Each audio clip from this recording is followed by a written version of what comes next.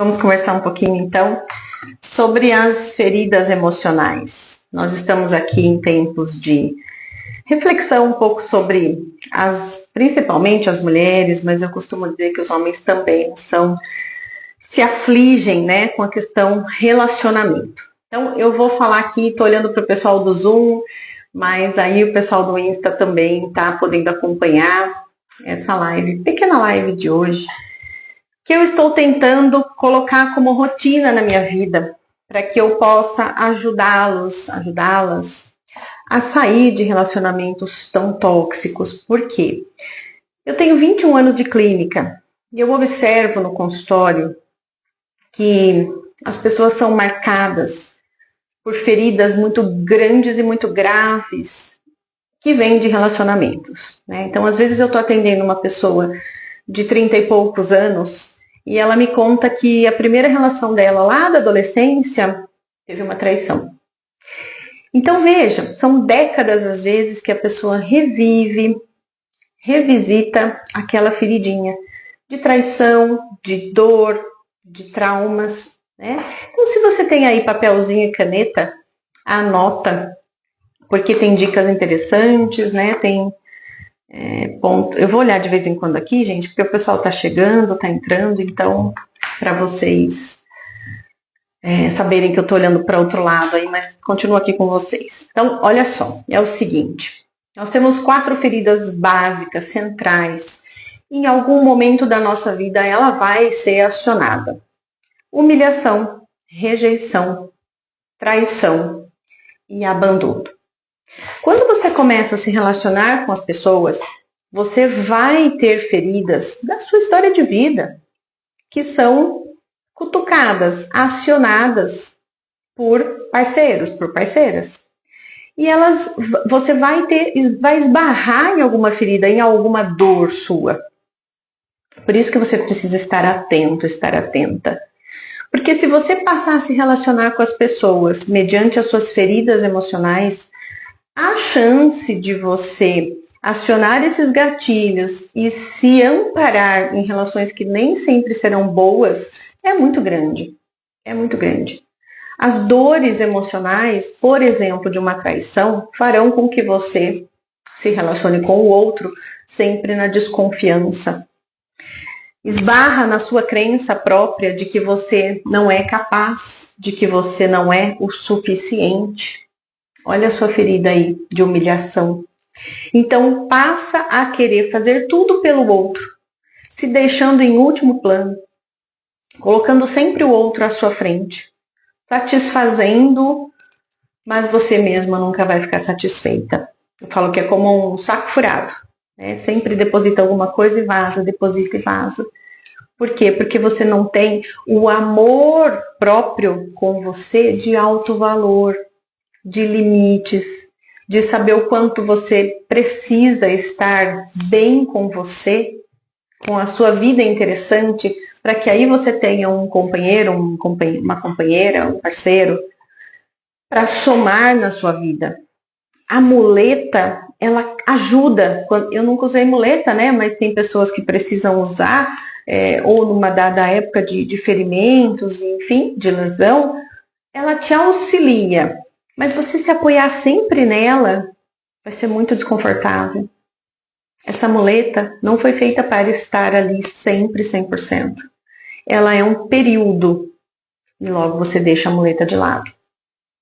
Porém, quando você está com feridas acionadas em você, você se sente incapaz de conseguir sair daquela relação que você está muitas vezes por muleta. Aquela relação muitas vezes que é abusiva, que é tóxica, que te coloca lá no chão, que não te valoriza e que aciona em você outros gatilhos de insegurança, de medos, de ciúme excessivo e patológico. Porque, olha só, eu gravei aqui, eu risquei aqui uma colinha para não esquecer das principais falas e crenças em cada ferida dessa que eu estou contando para vocês, que levam à dependência emocional. Observa aí se você tem alguma delas. Se você tiver fazendo sentido isso para você, anota. É importante que você visite as suas feridas para você curá-las. As pessoas acham que eu quero esquecer. E eu continuo repetindo, a gente não vai esquecer, porque a gente não tem um problema de memória, uma amnésia. Nós temos uma memória que foi feita, inclusive, para gravar muitas coisas. Então, a chance de você esquecer é pequena. Porém, isso pode ser só uma lembrança e não mais uma memória afetiva carregada de dor. Observa aqui comigo, olha só. Então, vamos lá. Ferida de rejeição foi a primeira que eu falei.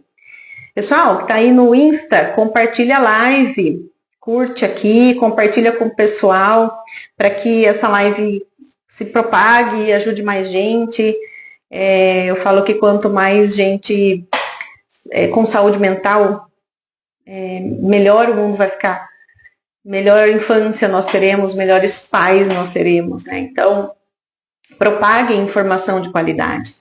Eu estou trazendo um pouquinho aqui para vocês da minha experiência de trabalho de forma gratuita, porque eu penso que a saúde mental é muito falada, é muito discutida. Hoje nós temos aí, né, a lei da NR1 nas empresas, porém são coisas tão básicas que não deveriam mais ser discutidas, deveriam ser feitas. Nós temos aí CAPs, sistemas de saúde pública para atender demandas de saúde mental, mas que nem sempre são eficientes, que nem sempre funcionam. E aí essas pessoas elas ficam desamparadas em sistemas públicos, porém desamparadas. Não tem, eu tô me olhando aqui que eu tô liberando a pessoa para entrar na live. Então nós temos sim suporte, mas a gente não faz uso deles adequadamente. Então, mas esse não é o assunto para uma outra live, né? Que é bem grande esse assunto. Vamos lá, vamos voltar na rejeição. Então, olha só. Geralmente as pessoas que têm essa ferida de rejeição nelas pensam muito sobre essas frases, ó. Tem algo errado comigo, ninguém vai me escolher. Thaís, eu escuto muito isso no consultório. Ah, a pessoa me escolheu porque agora eu sou importante, agora eu sou conveniente, mas ela não é porque ela me ama. Amanhã ou depois vai aparecer alguém muito mais legal, muito mais bonita, muito mais inteligente, enfim, muito mais alguma coisa. Que nem ela às vezes sabe o que é, mas vai aparecer e ela vai achar que o outro vai estar sempre à frente dela. Ninguém vai me escolher. Preciso agradar a todos. Olha aí o que eu estava falando para vocês, né? O perigo de querer agradar a todo mundo quando você mesmo está se abandonando. Se você não tiver o seu apoio, quem é que vai te apoiar? Saiba que as dores de coluna, muitas vezes, é falta de apoio próprio. Eu sempre pergunto para o paciente, quanto você se apoia? Porque coluna é eixo, sustentação, mas isso também é um assunto maior para uma outra live. Vamos lá para a ferida do abandono. Vão me deixar. E a pessoa tem certeza que isso vai acontecer. A uma hora a pessoa vai me deixar. Aí ela tem um relacionamento de 10 anos. Ela fala, tá vendo? Eu falei que ele ia me deixar, ou ela ia me deixar. Gente, mas durou 10 anos. Então, espera aí. Você viveu 10 anos sem essa crença se confirmar. Por que você vai ficar sempre esperando que isso vai acontecer? Por 10 anos da sua vida, ela não aconteceu, ela não se confirmou. Questione suas crenças. Eu aceito migalhas porque eu tenho medo de ficar sozinha, abandonada, minha vida não é interessante, então eu aceito qualquer coisa. E, gente, é tão angustiante como psicóloga trabalhar com essas pessoas, porque elas se sentem muito mal, se sentem quase que sem valor nenhum. É difícil até para nós, psicólogos, terapeutas, resgatar qualquer forma de sentido de valor, de amor que ela possa ter por si. Geralmente ela se deprecia demais e aí aceita migalhas, né? Precisa segurar as pessoas a qualquer custo aqui comigo. Aí a gente entra em ciúme patológico, nas perseguições, né? O pessoal tem me contado que cria contas fakes na rede social para ficar stalkeando parceiros, os paqueras, né? Mas paquera agora, gente, paquera revela a minha idade. Agora é crush, tá bom? Eu atendo muito adolescente e eles também não estão isentos dessas feridas, né? A gente observa aí meninas tão jovenzinhas, se você é mãe, tá me ouvindo aí, pai. A autoestima é formada na infância, na troca, na relação com o outro. Enquanto pais, vocês precisam ensinar para essas meninas e meninos o valor que eles têm na família, na sociedade, na escola, com os amigos, porque é na troca que a autoestima acontece. A autoestima tem pilares para que ela se forme firmemente e que cresçamos adultos firmes emocionalmente. Auto-reforço, auto-amor, auto-recompensa. Ele precisa saber se conectar com ele no valor que ele ocupa aí dentro da sua casa também. Se ele tiver uma autoestima boa, sabe colocar limites, sabe dizer não. Tem meninas aceitando relações com meninos embriagados. Aos montes, aos montes. E no outro dia eles não sabem nem o nome da menina. Muitas vezes a menina fica chorando, sofrendo, e ela não consegue dizer que não mais, não quero mais, não me liga mais. Pelo contrário, ela fala, mas ele foi legal. Mas ele não me tratou mal. Peraí, não te tratar mal é o item número 1, é o básico do básico. Você ainda está conhecendo essa pessoa. Então, não confundamos as coisas, né? A outra ferida, humilhação. Eu sou um incômodo para a pessoa, eu sou um peso, eu preciso me sacrificar. Se não for um sacrifício, não é bom. Eu não estou fazendo o meu melhor. E aí eu te pergunto, se é sacrifício, é gostoso, é prazeroso? Olha só, essa muleta que você está usando como relacionamento, baseado nessa ferida de humilhação, que te traz um gatilho de eu preciso me sacrificar, me doar muito para que seja um pouquinho bom, faz sentido. Essa muleta está pesada. Além de tudo, você está se apoiando em algo que não está te ajudando. Que a muleta ainda dá um auxílio. Nesse caso, nem esse auxílio você vai ter. E a ferida da traição. Olha as falas principais. Não posso confiar em ninguém. Eu preciso controlar tudo e todos. Se eu relaxar, alguma coisa vai acontecer. Eu vou me dar mal, vão me passar a perna. Essa pessoa está em extrema vigilância. É a tal da hipervigilância que a gente fala, né? Aí, gente, se tirar minha mão, eu paro de falar, né? Se que eu tô falando o tempo inteiro com a mão aí. Mas é costume. Então, vamos lá. A pessoa passa a viver hipervigilante e controladora. Vocês já viram alguém controlador que é legal? Vocês já viram alguém que não deixa o outro respirar? Que é amor? Semana retrasada, eu atendi uma pessoa que estava me contando que ela precisa negociar visitas à casa da mãe. E não é uma mãe que tem um problema psiquiátrico, uma mãe narcisista, é uma mãe. E ela me dizia que o noivo, nem marido é, que o noivo a proíbe de visitar a mãe, porque ele entende que a mãe vai fazer a cabeça dela contra ele. Agora eu te pergunto, que homem é esse que desconfia que a sogra, porque se está noivo, em breve será sogra, oficialmente sogra, desconfia tanto que a sogra vai fazer a cabeça da noiva? Qual é o grau de autoconfiança desse homem? O que será que ele tem feito de tão ruim que ele sabe, lá no fundo, ele sabe, nas reflexões com ele mesmo, ele sabe que está prejudicando tanto essa moça, a ponto de temer a sogra. Não é a sogra que precisa fazer, como diz, a caveira dele. É só uma questão de percepção. E pode ser, eu acredito, que ele esteja percebendo que as fichas estão caindo, as máscaras estão caindo, e a relação não vai durar muito tempo. Por quê? Porque ninguém consegue viver só de máscaras e de aparência numa relação íntima afetiva. Você pode enganar por um período, né?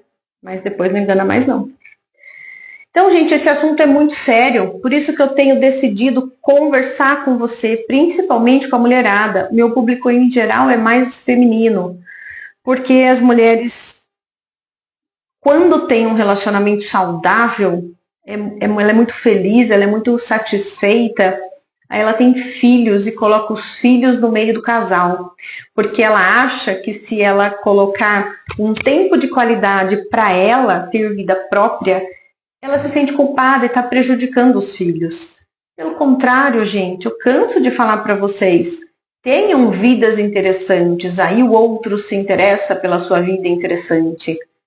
Se você não tem vida interessante, tudo vai passar na frente dos seus desejos, das suas escolhas, das suas decisões. As mães, sim, claro, muitas vezes a gente precisa fazer concessões, né? Deixar o filho escolher, agora é o momento dele, de ajudá-lo. A gente doa a barriga por 9 meses, né?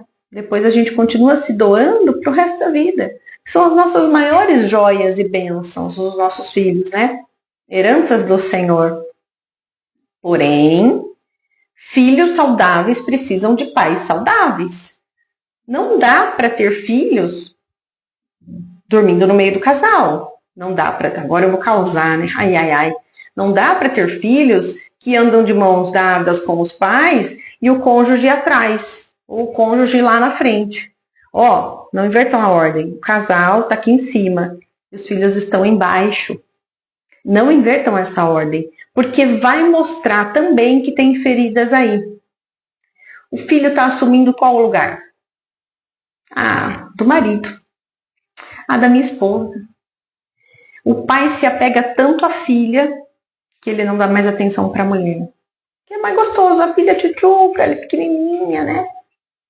Fofa. E a esposa tem TPM, a esposa é chata, a esposa está estressada. As mães, a mesma coisa. Colocam o menino no lugar do cônjuge. Né? Então começa a compartilhar coisas íntimas com o filho, começa a se posicionar como amiga, muito amiga e não mãe. Né? Aquela história de, vou contar pro seu pai quando ele chegar. Aí deixa o pai como um carrasco e a mãe, porque eu não quero me ver mal com meu filho, eu não vou falar sobre isso com ele. Não, gente, você é mãe, você tem que falar de tudo com ele. O pai vai saber do que aconteceu? Sim, vai, mas não para punir o filho. Ele vai saber na hora que ele chegar no trabalho, ou na hora, se ele estiver dormindo, na hora que ele acordar, enfim. Mas para que você coloque para ele quem é que coordena essa casa e essa relação, que são os pais. Vamos voltar nas feridas, então, para a gente não ir devaneando, né? Porque eu acho, assim, a psicologia tem tantos assuntos bons, interessantes, que ajuda tanto que eu vou surfando aí um monte de ondas, né? Mas vamos lá, deixa eu ver se eu não estou esquecendo de nada. Enquanto vocês não olharem para essas feridas, gente, não vai mudar a ferida de vocês. A ferida não vai ser curada. Você só vai deixar ela ali com um band-aid, mas se você der uma cutucadinha, tá machucado, tá doendo ainda. Como que eu faço isso, Thaís? Eu sou suspeita para dizer, né? Mas é fazendo terapia, fazendo programas de treinamento comportamental intensivo. Hoje, eu tenho inúmeros produtos digitais, produtos, pacotes terapêuticos, que não são de valores inacessíveis. São feitos para público de todos os tipos, né?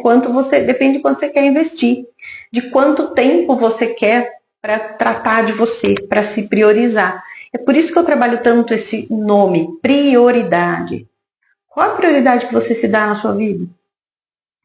Como que as pessoas te veem? Sempre emburrada? Sempre de cara feia? Sempre cobrando o outro como se ele devesse? Como se o mundo tivesse em débito com você? Eu derrubei toda a água aqui do chá, um pouquinho antes de começar a live. E quase que eu tive que me atrasar aqui com vocês.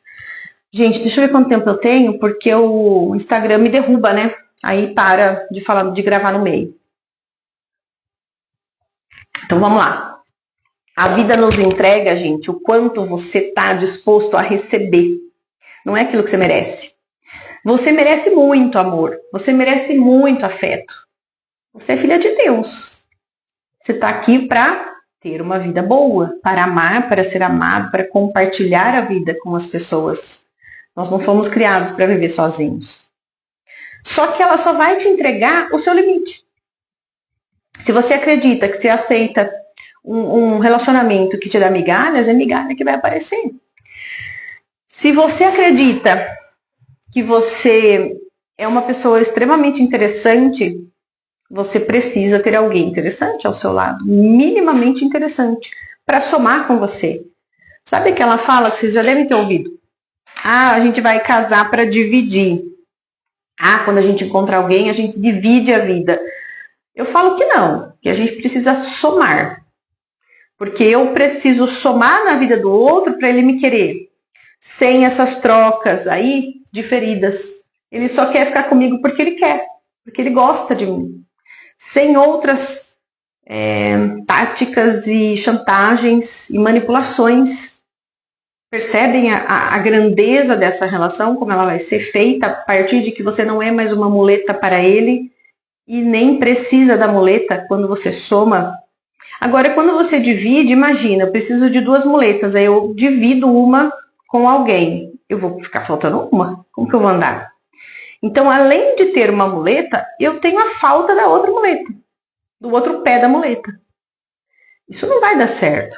Aí as pessoas se relacionam e falam assim, não deu certo o relacionamento porque ele me humilhava muito. Por que ele te humilhava muito? Porque, vamos lá, qual é? Porque eu acho que eu sou um peso para ele, eu fico o dia inteiro perguntando, você me ama mesmo? Mas você vai fazer um esforço? Gente, é cansativo isso. Pensa para os outros se relacionarem com a gente dessa forma. Cobradora, ranzinza. Você quer estar com alguém como? Com alguém feliz. Com alguém que está elevando você, te alavancando e não sendo uma muleta. A muleta é pesada. Tem relacionamentos tão jovenzinhos, tão novinhos, né? Relacionamento cru ainda, que o outro já impõe condições, muitas vezes adolescentes ainda, né? Você só pode fazer isso se for, você só vai usar essa roupa se estiver comigo. Eu entendo que nós temos hoje uma geração abusada, né? Que usa, como diz uma parente minha, né? Não usa saia, usa um cos. Os meninos, mesma coisa, né? Mas eu tô dizendo do padrão de normalidade, aceitável, né? Se para aquela garota tá ok, os meninos precisam ser educados para respeitá-las. E o contrário é verdadeiro. O garoto também vai andar sem camisa, vai ter amigas, meninas, né? Porque o ciúme é tão patológico, é tanta insegurança que vem dessa menina que ela quer controlar a qualquer custo. Tanto medo de ser abandonada, de ser traída, de ser rejeitada. Olha as feridas aí. Onde começaram essas feridas, Thaís? Possivelmente na história de vida. Observando as relações adultas ou os próprios pais ou responsáveis, quem cuidou dessa criança, né? Não fortaleceu a autoestima dela. Percebam, pais exigentes demais, que só cobram, transformam os filhos em verdadeiros inseguros.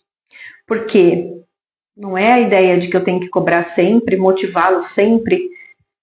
Pois é, motivar é diferente de só cobrar. Porque o cobrador, ele transforma o filho em inseguro porque esse filho nunca o satisfaz. O filho quer agradar os pais. Se ele nunca consegue, ele fica investindo, tentando mais, investindo. E nunca vem o reforço, a recompensa. Ele se torna inseguro. Aí, gente, qual que é o perigo disso? O primeiro relacionamento que tiver um parceiro ou uma parceira que elogia um pouquinho, pronto, me apaixonei. Ele me elogia, ele fala que eu sou linda, ele fala que eu sou legal, pronto, já tá bom pra mim. Perceberam de onde vem a falta de estrutura, de caráter, de personalidade forte para se dizer eu mereço mais? Porque se eu não tiver ninguém, eu também não deixo de existir, eu continuo tendo a minha vida interessante. Porque o menino e a menina vão somar só na vida um do outro. Não é uma necessidade nem uma muleta. Prestem atenção. que mais, gente? Vamos lá. Tem dúvidas? Mandem, me perguntem. Não sei se tem mais alguma coisa que eu queira falar. Estejam vigilantes, né, com aquilo que repete de padrão na sua vida. O padrão mental diz muito do seu comportamento. O padrão de comportamento diz muito sobre o seu padrão mental. O contrário é verdadeiro. Nós pensamos, sentimos e nos comportamos. É nessa sequência que as coisas acontecem. Eu só me comporto de X maneira porque eu tenho pensamento, crenças primeiro. Não é o contrário. As pessoas se perdem um pouco nisso e é natural porque pensam primeiro o que sentem, né? Eu sinto raiva. Ah, então aí eu briguei. Não, primeiro você pensou alguma coisa. De repente é mais fácil identificar o sentimento. E não tem problema, só que você sempre precisa pensar que existe um pensamento. Esse pensamento aí do teu cérebro, ele foi condicionado, ele foi aprendido. Você não nasceu humilhada, traída, insegura ou abandonada. Você aprendeu isso na sua vida. Então essa crença foi instalada aí. E as conexões neurais foram se formando a cada experiência de vida que você foi tendo, que foi confirmando essa crença. Aí você fala lá, tá vendo como é verdade? Eu tenho mesmo que ser ciumenta, porque senão o outro vai me trair. Eu tenho mesmo que aceitar migalha, porque senão ninguém me ama o suficiente, ninguém vai gostar de mim, eu não sou tão boa assim. Percebem? Aí vocês se encontraram confirmações lá no comportamento, na vida, que confirmaram essas crenças, esses pensamentos, essas situações. As conexões neurais acontecem da mesma forma todas as vezes que esse gatilho for acionado. Olha só que interessante. Então, nós estamos falando de um processo neurocientífico. Não é blá blá blá, porque a Thaís acha que é legal falar sobre isso. Isso é comprovado, isso é químico. Quando você vive hipervigilante, você tem uma liberação imensa de cortisol na sua corrente sanguínea. Sabe o que vai acontecer? Mulherada aí engorda. Eu não como, Thaís, mas eu ganho tanto peso. Você é estressada? Ah, eu vivo estressada. Está engordando por isso. O que causa estresse em você? Ai, sabe que é meu marido? Sabe que é meu namorado? Sabe que é correr atrás? Por aí. Então vocês percebem que vai acontecendo uma cadeia, forma-se um estilo de vida hipervigilante, estressado, cheio de cortisol, ganhando peso. Por causa do que mesmo? Ah, porque eu tenho uma ferida de humilhação. Olha isso. Daí eu vou depender afetivamente do outro. Eu quero que ele fique comigo porque senão eu morro. Eu não respiro se eu não tiver o outro para me apoiar. Entendem o assunto complexo e grandioso que é? Nessa quarta-feira à tarde eu resolvi trazer para vocês, né? Para que vocês consigam ter amores mais saudáveis. E que realmente encontrem pessoas legais para dividir não, para somar a vida, né? Para compartilhar a sua vida. Sejam amigos, sejam parceiros de vida. Porque essas feridas também acontecem nas amizades. Né? Tem amigos que aceitam brincadeiras, o bullying, né? Por quê? Porque ele tem uma ferida muitas vezes de rejeição. O meu único amigo na escola faz bullying comigo. Ah, mas se eu não tiver esse amigo, eu fico sozinho, então eu aceito. Perceberam? É na ferida que a gente está mexendo de novo. Então, se você tem um papel e a caneta aí que eu sugeri que você tivesse no começo da live, para você anotar o que vem de percepção, o que você está me ouvindo, o que isso está despertando em você, para que você faça o exercício de autorreflexão, autoanálise. O que eu penso, o que eu sinto e o que eu faço, qual é o meu comportamento. Pensar, sentir e agir. Não perca isso de vista. Tudo que você tem feito tem de comportamento tem uma razão de existir e de ser. Não se esqueçam que nós estamos nos relacionando com outras pessoas. Essas outras pessoas também têm as feridas delas. Imaginem só, se a gente pega aí, ó, 2 que tem ferida de abandono, 2 desesperado por atenção e afeto, o sufoco que é um para o outro, o peso que essa relação se torna na vida 2. porque eu preciso sufocar o outro para que ele me dê um titiquinho só que seja. Peraí, deixa eu tomar água aqui, gente.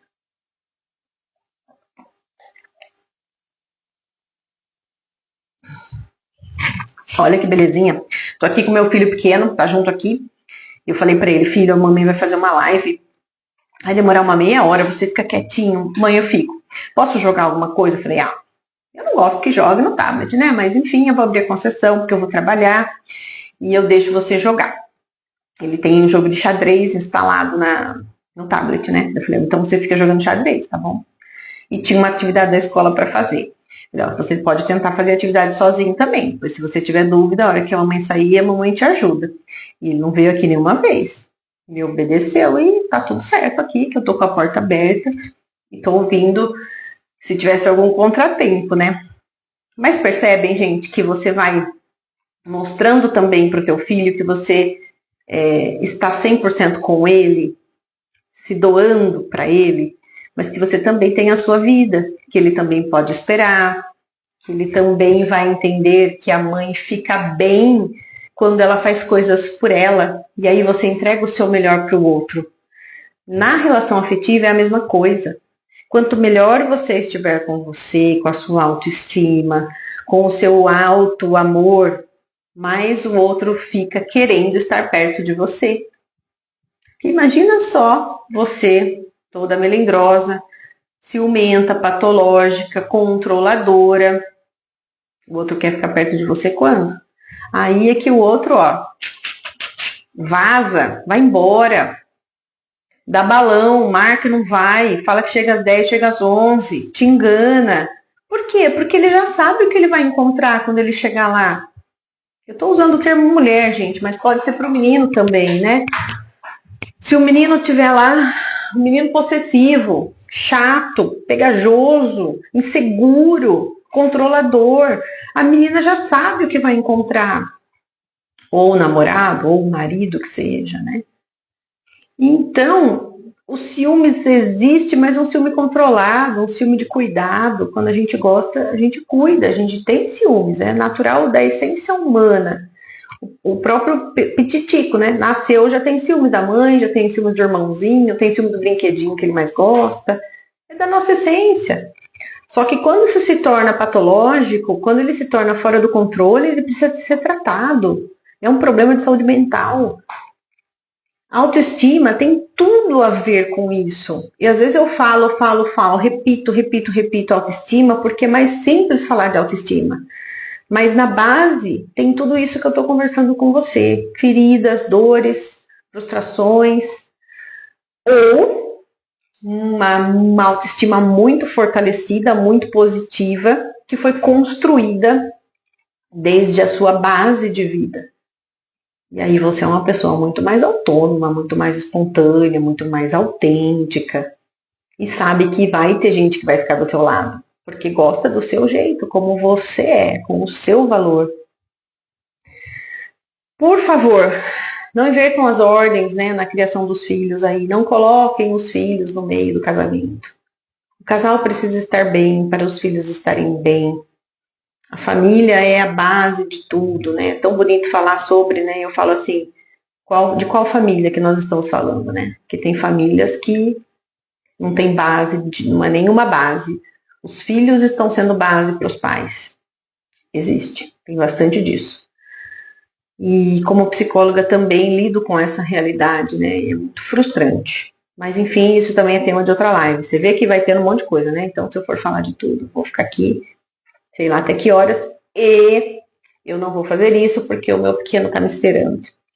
Eu vou ficando por aqui então, gente. Vocês sintam-se à vontade para me perguntarem coisas, para mandar dúvidas. Se quiser falar comigo no WhatsApp, manda uma mensagem no meu direct e a gente conversa pelo WhatsApp. Apresento para vocês projetos de trabalho, mentoria para mulheres, temos o e-book, né, Detox Emocional, temos, enfim, algumas coisas aí disponíveis para vocês serem ajudados e saírem das muletas emocionais para aprenderem realmente se relacionarem com a vida que vocês aceitam e merecem ter, não só com aquelas que vocês acham que é o suficiente. Tá bom? Fiquem com Deus e até a próxima live. Agradeço o tempo de vocês, a disponibilidade e a disposição de estarem aqui comigo, falando de coisas tão importantes. Beijo para vocês, espero ter ajudado. Tchau, tchau.